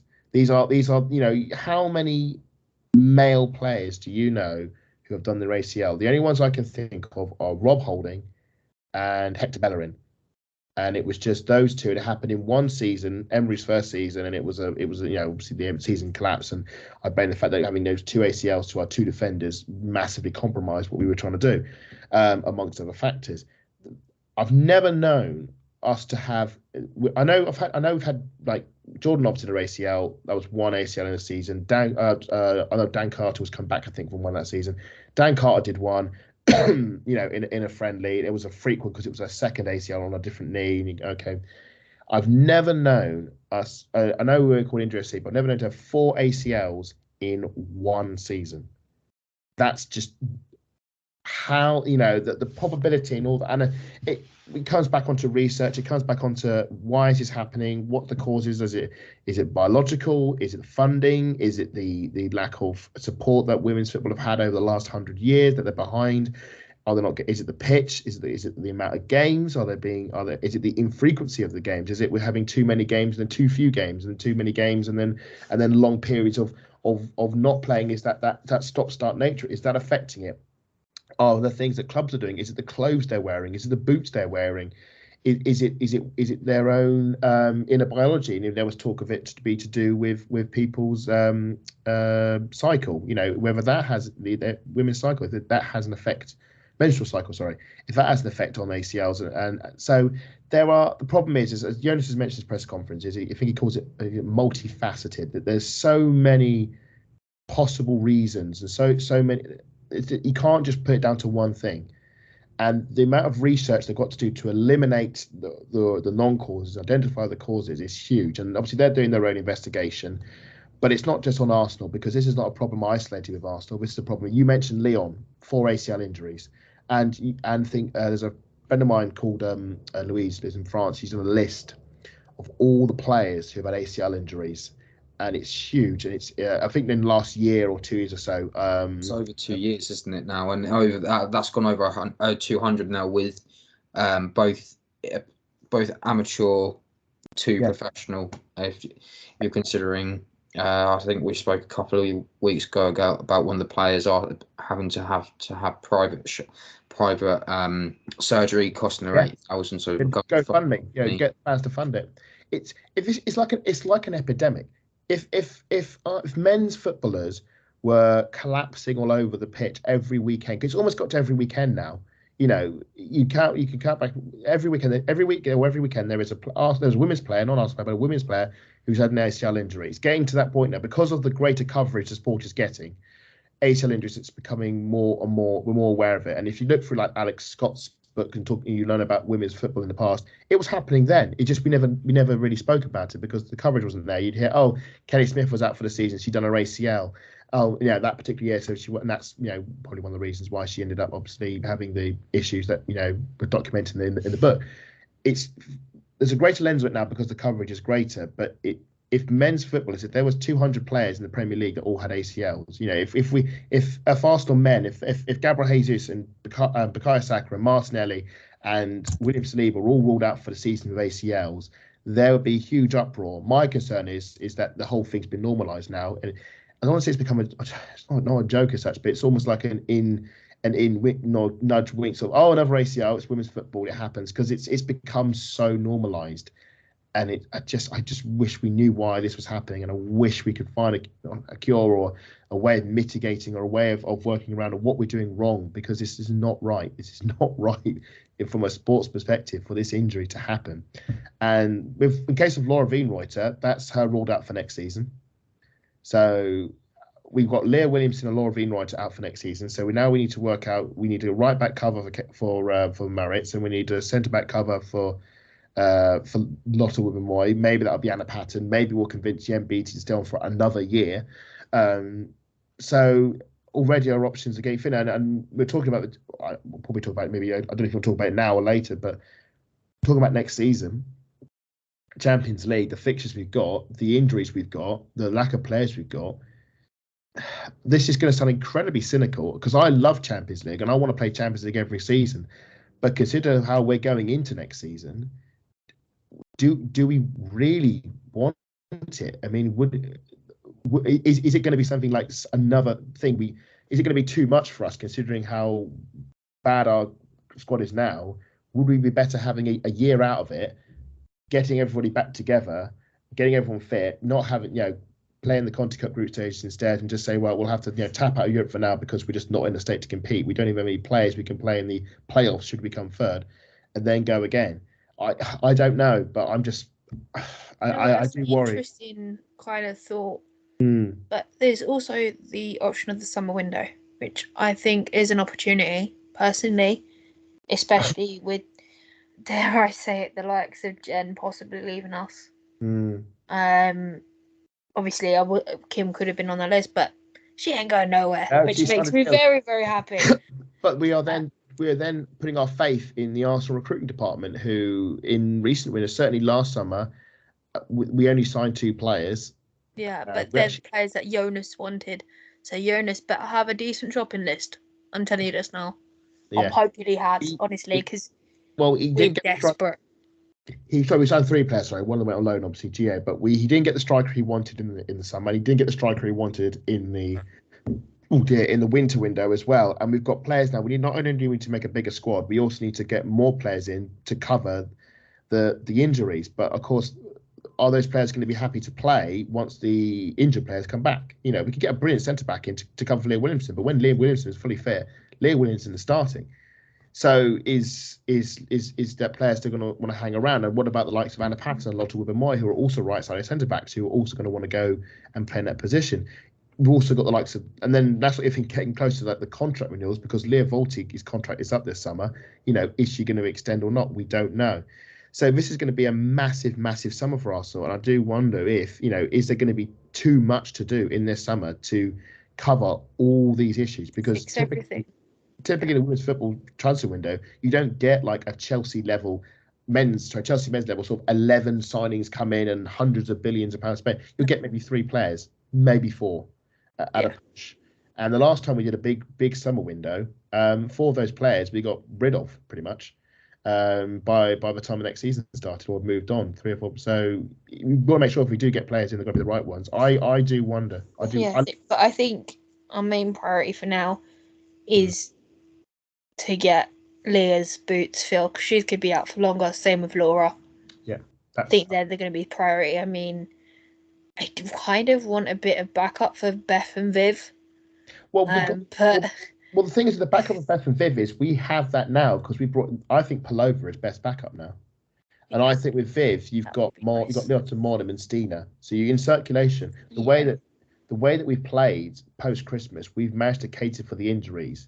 But now that Leah Williamson and Wienreuter have gone, I don't think we've got the cover there. We're down to basically Maritz playing every game, or as we had in the semi-final, Katie McCabe moving over to auxiliary right back and Steph. So this is the thing. McCabe moved all over the place suddenly, and I think again that's why we'll get to obviously the extra time bit. One of the reasons happening is the defensive shape, especially in extra time, was gone.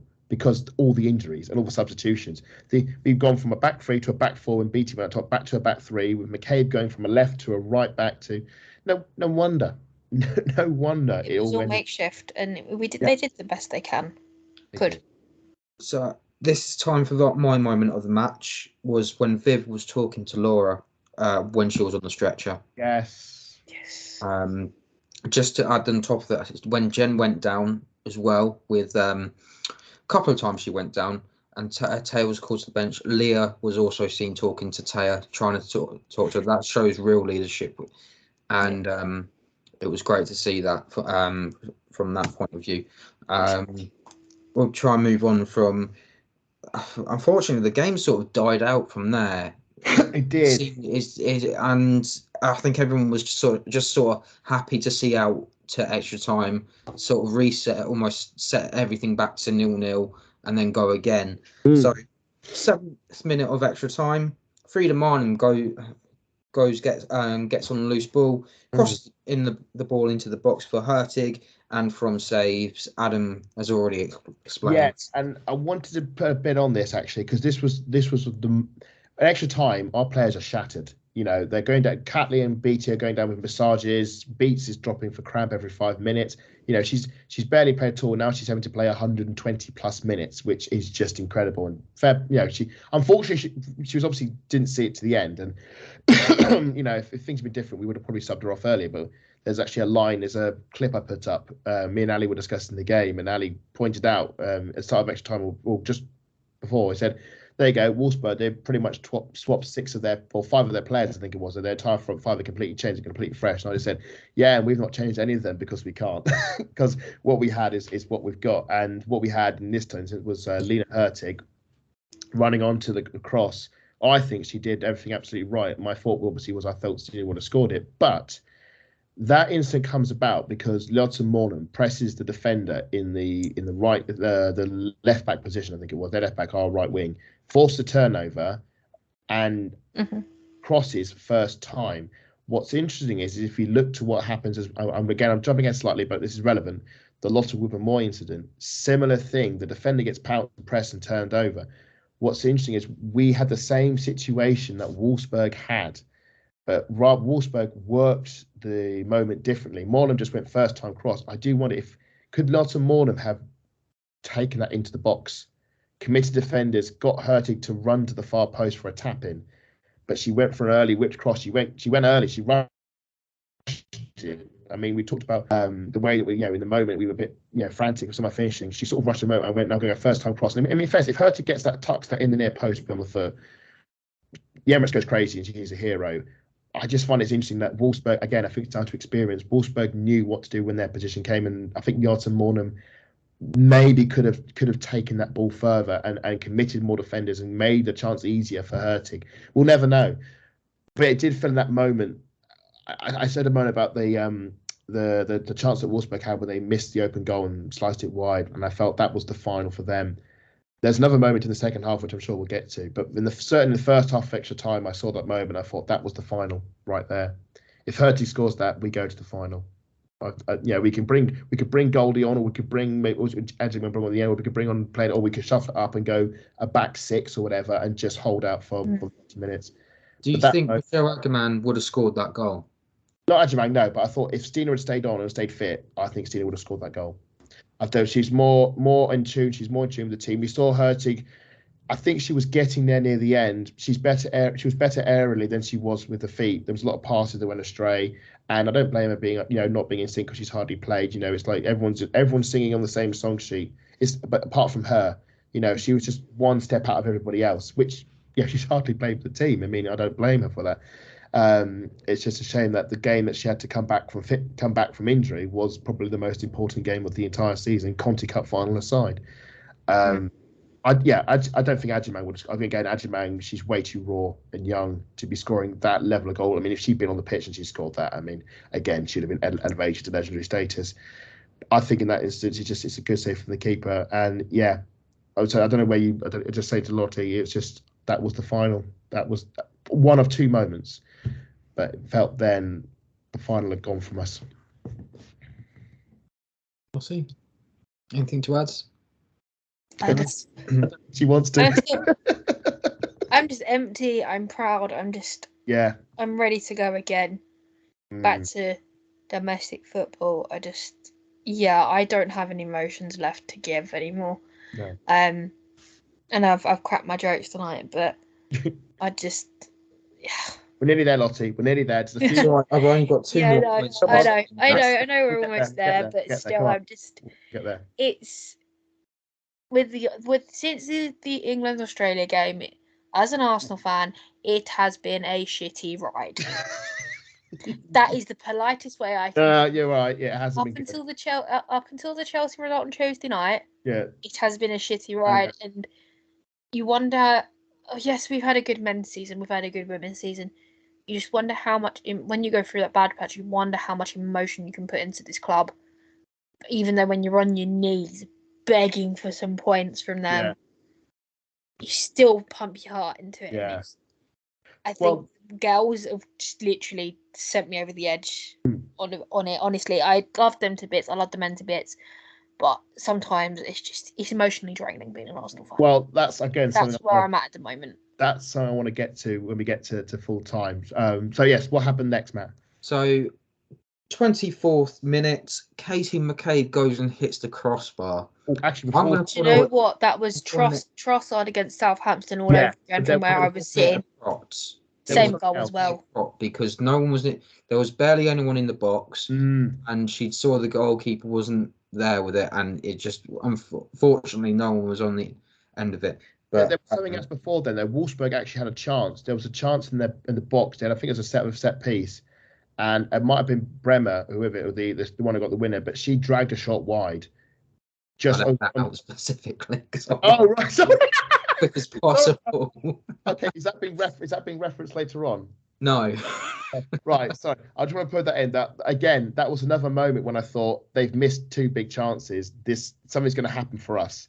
And that Katie McCabe moment, when that happened, and you still, because I think she'd been quite flappy at crosses, their keeper she'd been punching everything away, and I think it was a recycled set piece. And McCabe did the dart like she did against Bayern Munich when she darted the ball and got the cross in. And just you saw for that brief, because it's one of those like time slows down moments. You saw the keeper sort of, she could tell that the cross was not going where she wanted it to. She could tell that her footwork wasn't right. She's backpedaling, and you're just watching that ball fly over her head, and you're just begging it to dip, just dip. It's going to hit the top corner, and it came off the bar. Now, I don't think McCabe has ever scored. Again, if she has, please drop in the comments and let me know. Maybe I'm not an idiot, but I don't think McCabe has ever scored a Champions League goal for Arsenal. I can't recall her ever doing it. And I don't think she's going to come any closer until she does with that goal. But that moment, again, second half, extra time, 5 minutes to go, ball whips in, crash on the bar, and you just think that, again, if that miss earlier was me thinking that there was still a chance for us, I think the moment that ball came off the bar, I was thinking, right, it's either penalties or nothing. We're not going to score the winner. We have to get to penalties now. There's 5 minutes to go. Just get to a penalty shootout, and then it's all evens. Lotta says to be practicing penalties, so we'll be all right. And then, unfortunately, I'm starting to count down the minutes. And I'm looking at the clock, and I'm counting down. It's 5 minutes. It's 4 minutes. It's 3 minutes. It's 90 seconds. And then the ball's been playing around in the back line. And just for a moment, I didn't say anything, but I just mentally, I think it was Rafa or Manu. I can confirm. Yeah. Kate McCabe has never scored a Champions League goal, but she's got an assist to her name. Okay. And 2 yellow cards. And plenty of yellow cards. Yes, he's got more bookings and goals. The ball was being played around our defence with Hafa and Beatty and Manu, and it was just, I don't know why I thought it, but there was just a moment when I will take this moment and I will always remember. It's one of those moments where it's like, well, defensively we've been all right. We haven't had a howler like we did in the home leg. It just came to my mind. I remember because the way they were passing it casually on the back reminded me of the mistake when Hafa and Beatty made the mix up and they got the second goal. And I was just watching it. I just thought, well, actually, we've done all right there. And Lotte, who was amazing on the night, brilliant defensive display, absolutely brilliant. Just with the way she was bringing the ball out of defence, where she was passing the ball, the way she was clearing the ball, the awareness. I thought, and I just thought at that moment, and then just as I thought that, it's like that moment when you're dreaming, and it's an amazing dream, and everything's brilliant, and then you mentally realise you're dreaming.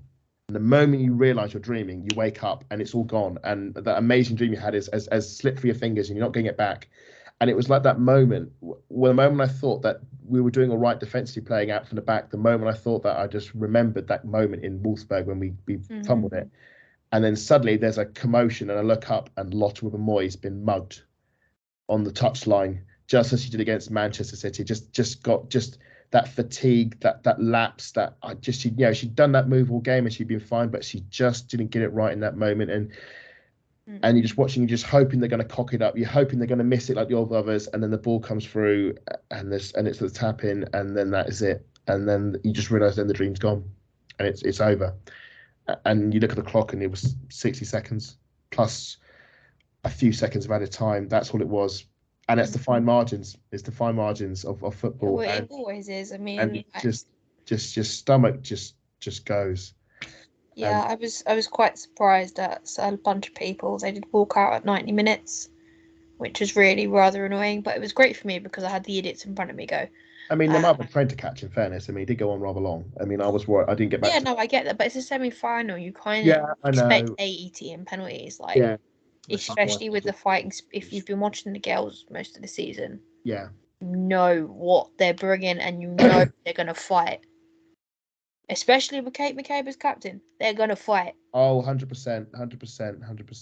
And I watching that performance up until they conceded the goal. I'm going to cry now. Actually, I am on the verge. But I was. Please don't. I've just had to take my contact lenses out. I'm really sure they've been in since 6 a.m. this morning. All right.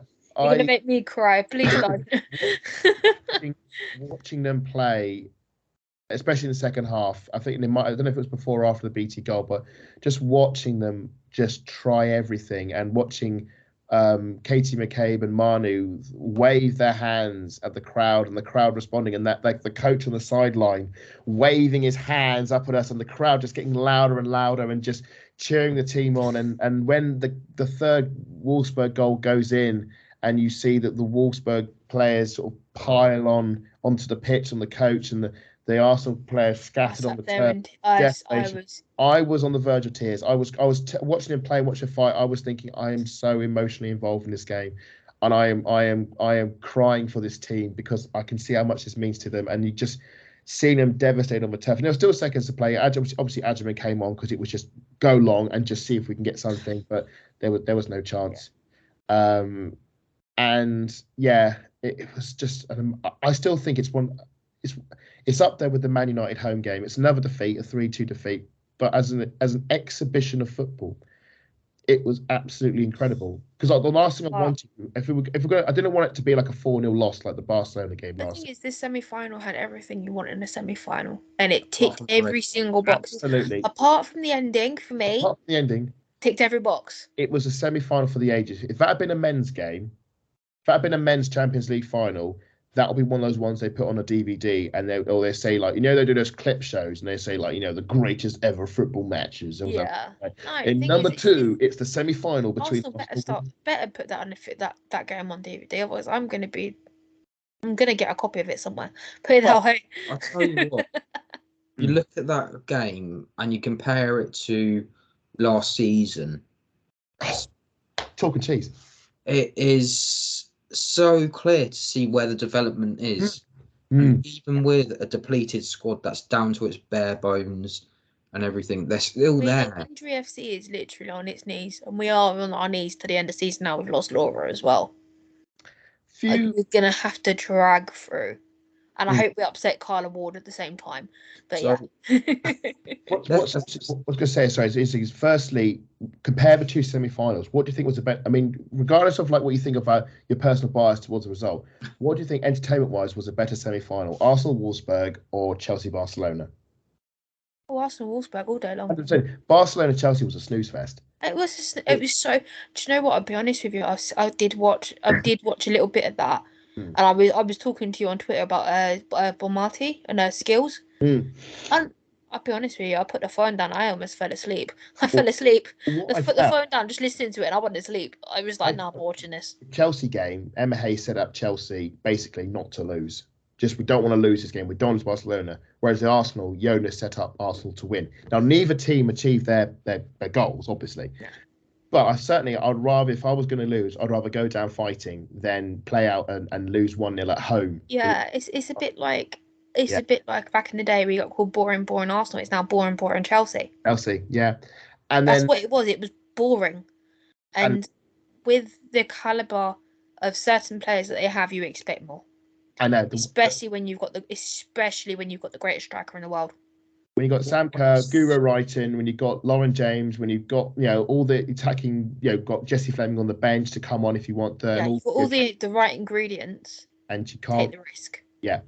But what I'd also say is to these 60,000 fans who went there, and I think what is going to make them want to come back. Now, if they can't come and watch the Tame 4-0 surrender, then they're going to want what little they spent on the game, the money back.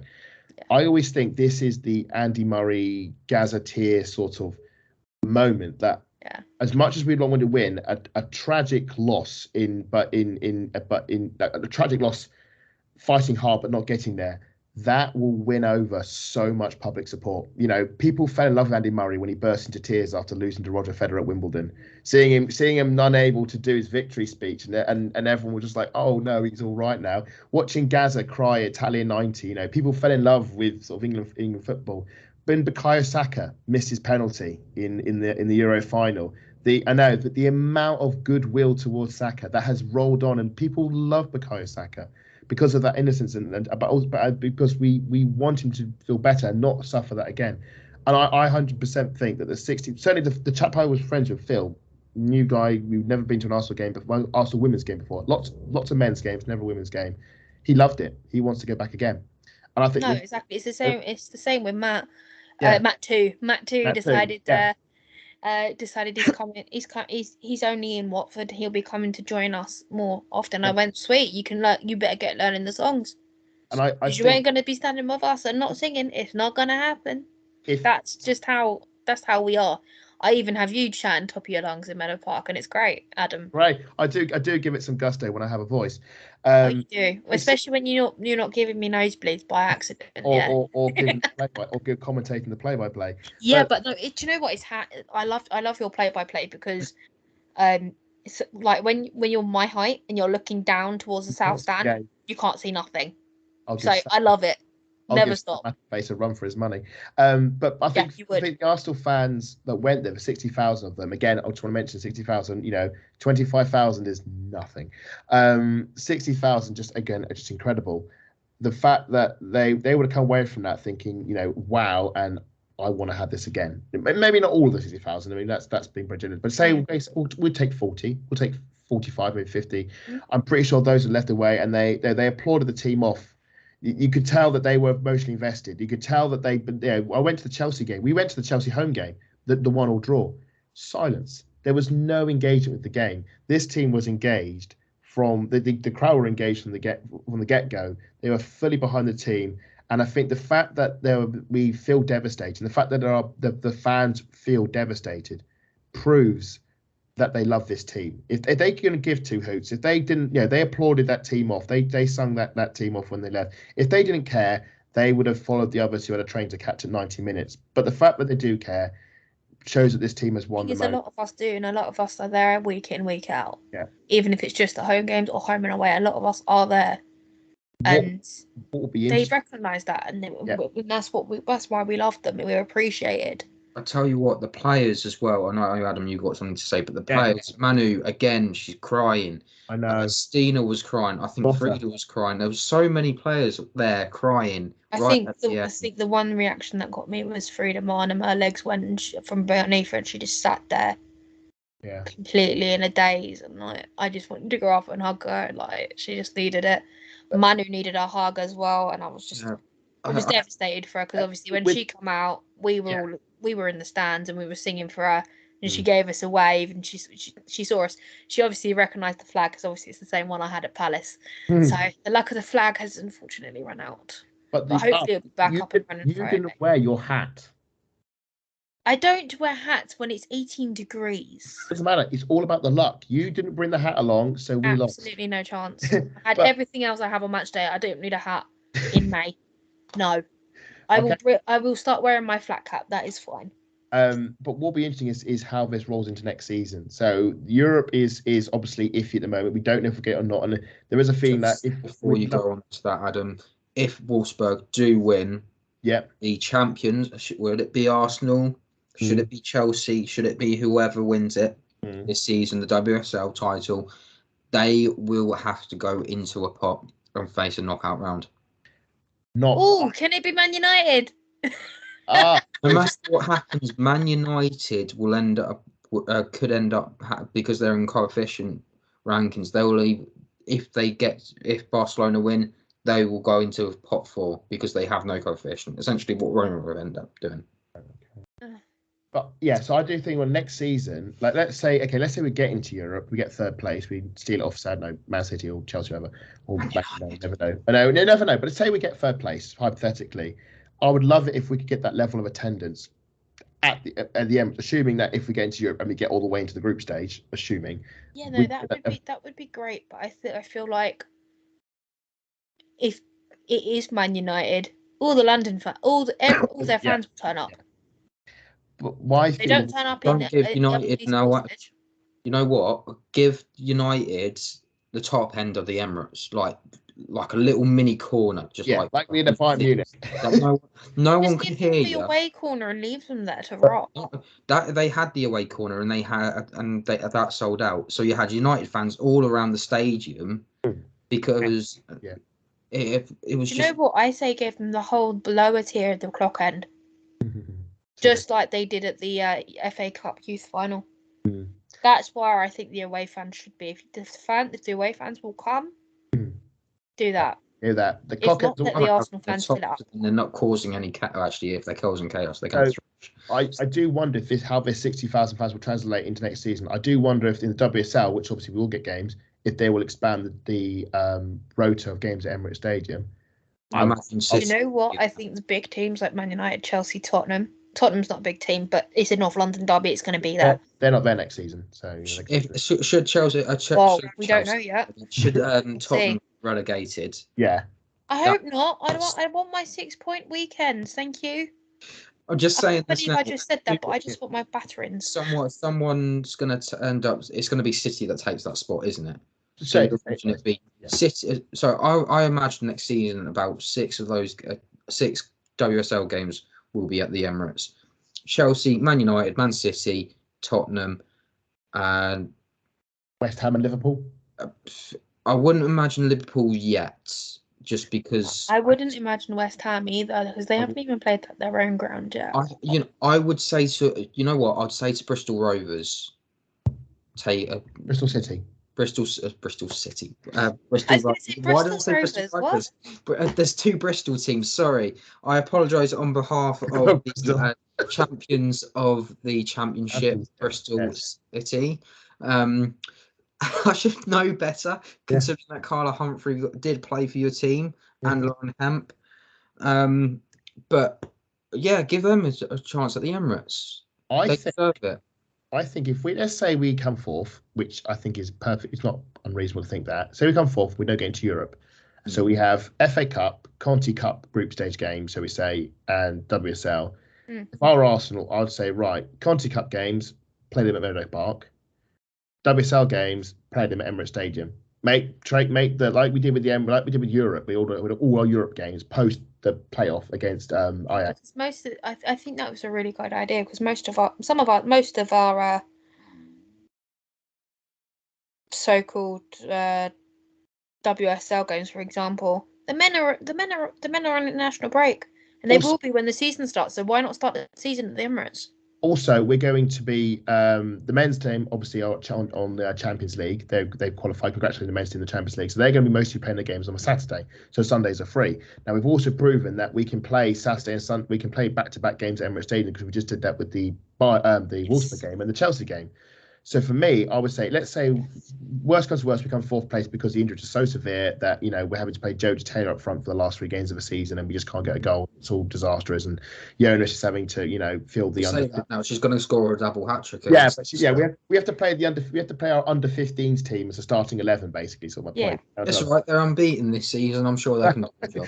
But I would treat the WSL like we did with the Champions League, and I'd play every WSL game at Emirates Stadium on the weekend. We play Conti Cup games at Meadow Park, FA Cup games at Meadow Park, so we get both of them, and we cement Emirates Stadium as our long-term home. No, absolutely. And I think with those 60,000, because you can't get tickets at Meadow Park anymore.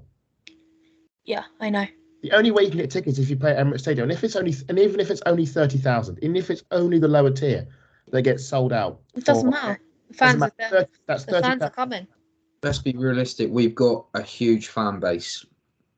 Yeah. A lot of these are going to be hungry for more. Yeah. So even if it's just tickets against a Bristol City, if it's a tickets against a Liverpool, if it's a ticket against, say FA Cup against Lewis or Southampton, people will come, especially Southampton fans, because they are huge. When they do their playoff match, there was more Southampton fans than there were Wolverhampton Wanderers fans for their playoff. Definitely. What we're also guys. Oh, you're gonna go? Yeah, I am. Sorry, I'm just going to wrap up this Champions League episode really quickly. Yeah. We've been at it for ages, and I've really enjoyed tonight. Matt, great job on the hosting. Adam, phenomenal as always. We're going to wrap it up for tonight. We've been here. We've been at it for over an hour and a half tonight. Right. Smashing records for longest podcast ever. But thank you everybody for listening, and we will catch up with you very soon.